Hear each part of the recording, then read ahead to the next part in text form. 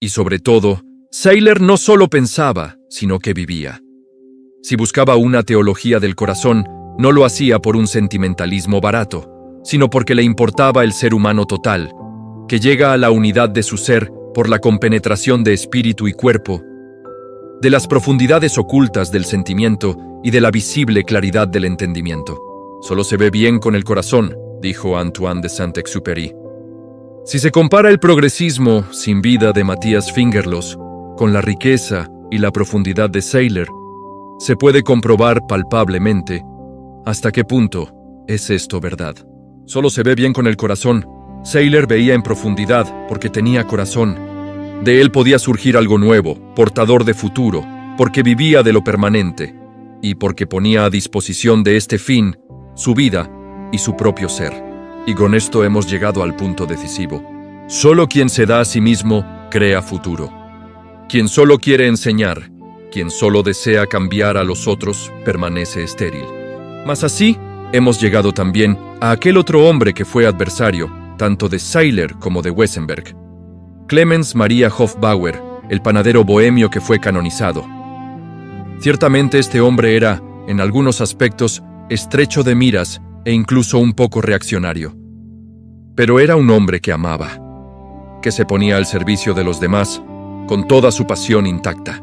Por un lado, pertenecieron a su círculo, hombres como Schlegel, Brentano, Eichendorff.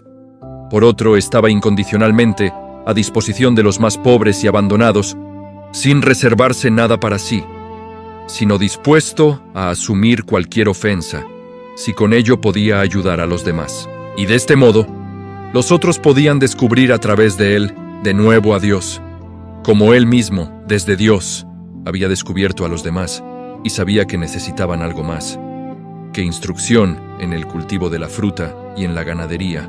En definitiva, la fe de este pobre panadero resultó ser más humanista y razonable que la racionalidad académica de los racionalistas puros.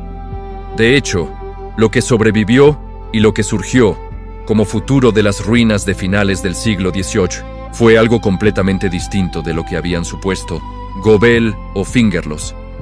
Fue una iglesia que se había hecho más pequeña, que había perdido esplendor social, pero que al mismo tiempo se había hecho más fecunda por la nueva fuerza de su interioridad y que, a través de los grandes movimientos de laicos y en las numerosas y nuevas fundaciones de órdenes que tuvieron lugar desde mediados del siglo XIX, produjo nuevas fuerzas para la formación y la realidad social, hasta tal punto que no es posible imaginar nuestra historia más reciente sin ellas. Con esto, hemos llegado a nuestro hoy y a la reflexión sobre el mañana. El futuro de la Iglesia puede venir y vendrá. También hoy solo de la fuerza de quienes tienen raíces profundas y viven de la plenitud pura de su fe. El futuro no vendrá de quienes solo dan recetas. No vendrá de quienes solo se adaptan al instante actual. No vendrá de quienes solo critican a los demás y se toman a sí mismos como medida infalible. Tampoco vendrá de quienes eligen solo el camino más cómodo, de quienes evitan la pasión de la fe y declaran falso y superado, tiranía y legalismo. Todo lo que es exigente para el ser humano, lo que le causa dolor y le obliga a renunciar a sí mismo, digámoslo de forma positiva.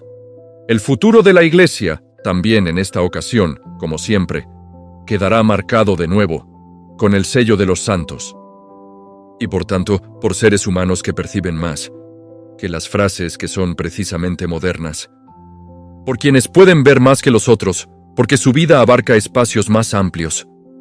La gratuidad que libera a las personas se alcanza solo en la paciencia de las pequeñas renuncias cotidianas a uno mismo. En esta pasión cotidiana, la única que permite al ser humano experimentar de cuántas formas diferentes lo ata su propio yo, en esta pasión cotidiana y solo en ella, se abre el ser humano. Poco a poco, él solamente ve en la medida en que ha vivido y sufrido. Si hoy apenas podemos percibir aún a Dios, se debe a que nos resulta muy fácil evitarnos a nosotros mismos y huir de la profundidad de nuestra existencia, anestesiados por cualquier comodidad. Así, lo más profundo en nosotros sigue sin ser explorado. Si es verdad que solo se ve bien con el corazón. ¡Qué ciegos estamos todos! ¿Qué significa esto para nuestra pregunta? Significa que las grandes palabras de quienes nos profetizan una iglesia sin Dios y sin fe son palabras vanas. No necesitamos una iglesia que celebre el culto de la acción en oraciones políticas. Es completamente superflua y por eso desaparecerá por sí misma. Lo que sí permanecerá es la iglesia de Jesucristo. La iglesia que cree en el Dios que se ha hecho ser humano y que nos promete la vida más allá de la muerte. De la misma manera, pensemos en el sacerdote, aquel que solo actúa como un funcionario social, que puede ser reemplazado fácilmente por psicoterapeutas y otros especialistas, pero seguirá siendo necesario el sacerdote que no es un especialista, que no se queda al margen cuando aconseja en el ejercicio de su ministerio, sino que se pone a disposición de los demás en nombre de Dios, se entrega a ellos en sus tristezas, sus alegrías, su esperanza y su angustia. Ese sacerdote seguirá siendo indispensable. Demos un paso más. También en esta ocasión de la crisis de hoy, surgirá mañana una iglesia que habrá perdido mucho. Se hará pequeña, tendrá que empezar todo desde el principio. Ya no podrá llenar muchos de los edificios construidos en una coyuntura más favorable. Perderá adeptos, y con ellos muchos de sus privilegios en la sociedad. Se presentará de un modo mucho más intenso que hasta ahora como la comunidad de la libre voluntad, a la que solo se puede acceder a través de una decisión. Como pequeña comunidad, reclamará con mucha más fuerza la iniciativa de cada uno de sus miembros. Ciertamente conocerá también nuevas formas ministeriales y ordenará sacerdotes a cristianos probados que sigan ejerciendo su profesión. En muchas comunidades más pequeñas y en grupos sociales homogéneos, la pastoral se ejercerá normalmente de este modo. Junto a estas formas, seguirá siendo indispensable el sacerdote, dedicado por entero al ejercicio del ministerio, como hasta ahora. Pero en estos cambios que se pueden suponer, la Iglesia encontrará de nuevo, y con toda la determinación, lo que es esencial para ella, lo que siempre ha sido su centro, la fe en el Dios Trinitario, en Jesucristo, el Hijo de Dios hecho hombre, la ayuda del Espíritu que durará hasta el fin. La Iglesia reconocerá de nuevo, en la fe y en la oración, su verdadero centro y experimentará nuevamente los sacramentos como celebración y no como un problema de estructura litúrgica. Será una Iglesia interiorizada, que no suspira por su mandato político y no flirtea con la izquierda ni con la derecha. Le resultará muy difícil. En efecto, el proceso de la cristalización y la clarificación le costará también muchas fuerzas preciosas. La hará pobre, la convertirá en una iglesia de los pequeños. El proceso resultará aún más difícil, porque habrá que eliminar tanto la estrechez de miras sectaria como la voluntariedad envalentonada. Se puede prever que todo esto requerirá tiempo.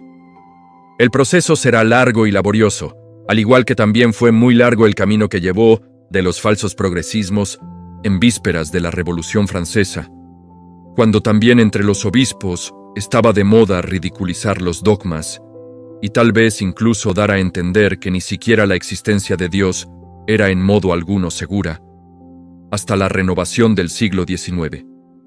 Pero tras la prueba de estas divisiones surgirá, de una iglesia interiorizada y simplificada, una gran fuerza, porque los seres humanos serán indeciblemente solitarios en un mundo plenamente planificado. Experimentarán, cuando Dios haya desaparecido totalmente para ellos, su absoluta y horrible pobreza.